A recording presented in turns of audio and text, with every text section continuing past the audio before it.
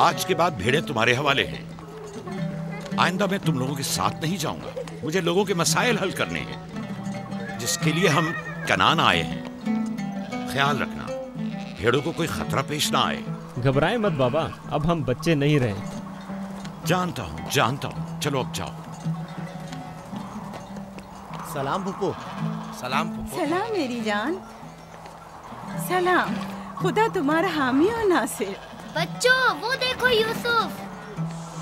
सलाम फुप्पो फायका। सलाम मेरी जान। यूसुफ का ख्याल रखना। जी अच्छा। सलाम। नबी खुदा पर सलाम। यूसुफ जल्दी करो, पकड़ो इसे। पकड़ो इसे, जल्दी करो। किसने कहा यतीमी बुरी चीज होती है? कितने खुशकिस्मत होते हैं यतीम भी। अगर यतीम होना इतना ही अच्छा है, तुम सब क्यों नहीं मर जाती? शायद तुम्हारे बनने के बाद तुम्हारे बच्चों को भी ज्यादा तवज्जो मिल जाए। नहीं मम, बलहा के कहने का ये मतलब नहीं था पुप्पी। मेरे कहने का मतलब था कि आप काफ़ी अच्छी तरह से यूसुफ की परवरिश कर रही हैं और इसके लिए एक मेहरबान माँ की तरह हैं। रहने दो, तुम्हारी बातों का मतलब मैं खूब समझती हूँ। तुम लोगों को क्या हो गया? यानी जरा सी मोहब्बत भी एक बिन माँ के बच्चे के लिए तुमसे बर्दाश्त नहीं होती?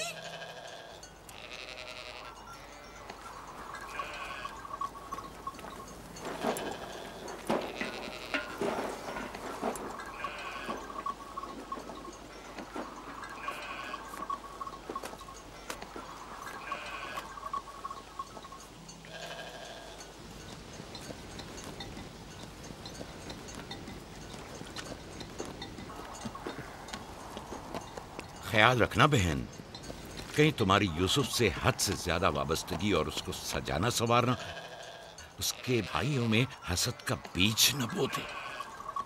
यूसुफ को तुम्हें सौंपने की असल वजह भी लिया कि उससे बेइंतहा मोहब्बत करना ही थी। वो न चाहते हुए भी यूसुफ और उसके भाइयों के दरमियान फर्क कर बैठती थी।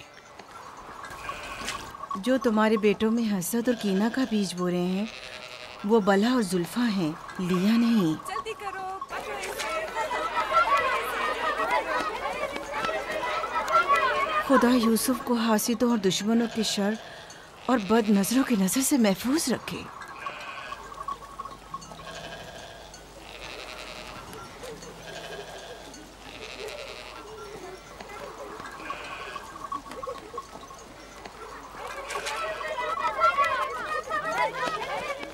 पता नहीं क्यों उसके लिए दिल परेशान रहता है। परेशानी की कोई बात नहीं। अगर इजाजत दो तो उसे ले जाऊं। जानती हूँ यूसुफ को भूख लगी होगी। यूसुफ जी। आ जाओ बेटा, चलो चले मेरी जान।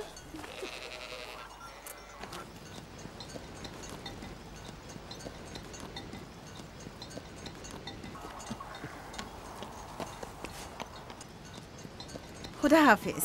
खुदा हाफिज।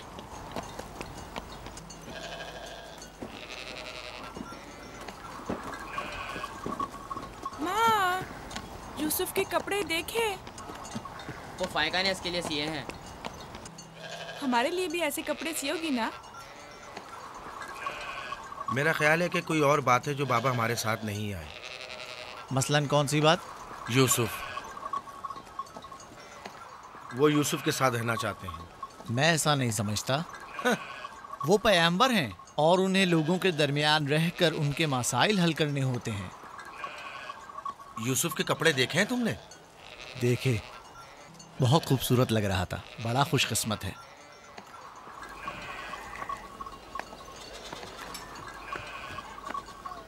लावी, यहूदा, चलना नहीं है। आ रहे। चलो चले। यहूदा चलो।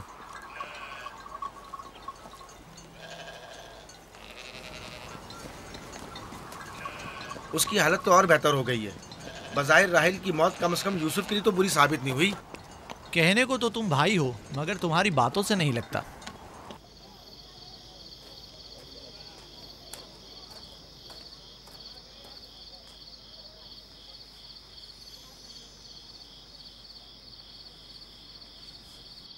ये पहनो।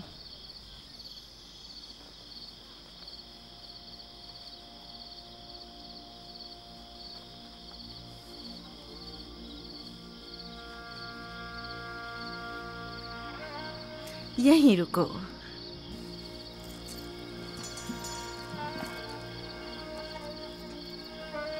तुम जानते हो ये क्या है?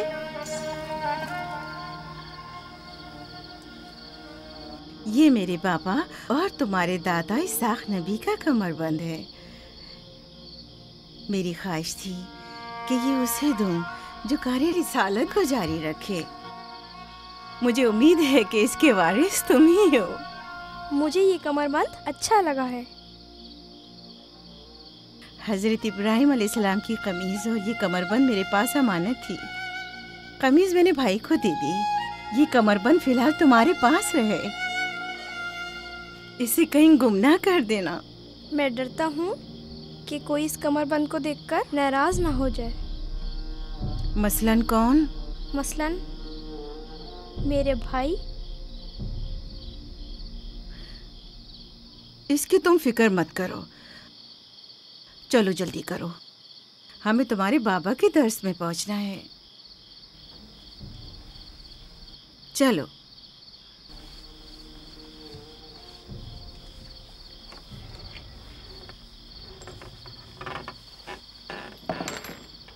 हसद यानी वो नेमत और दौलत और मकाम और मंजिलत जो किसी बंदे को अता हुई है, उसकी नाबूदी की आरजू करना। हसद यानी किसी के पास किसी नेमत के होने को बर्दाश्त न करना। हसद यानी दूसरों की कामयाबी और खुशकिस्मती को बर्दाश्त न करना और दूसरों की फुक्र और तंगदस्ती का ख्वाहिशमंद होना। अब तुम में से कोई बताए कि हासिद किसे कहते हैं?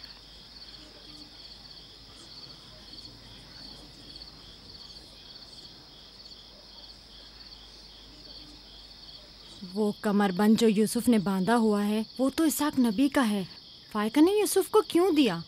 मेरा ख्याल है ये तो आने वाले पैगंबर के हवाले किया जाना चाहिए था। यानी हासिद का दिल नहीं चाहता कि लोगों के पास कोई नेमत हो।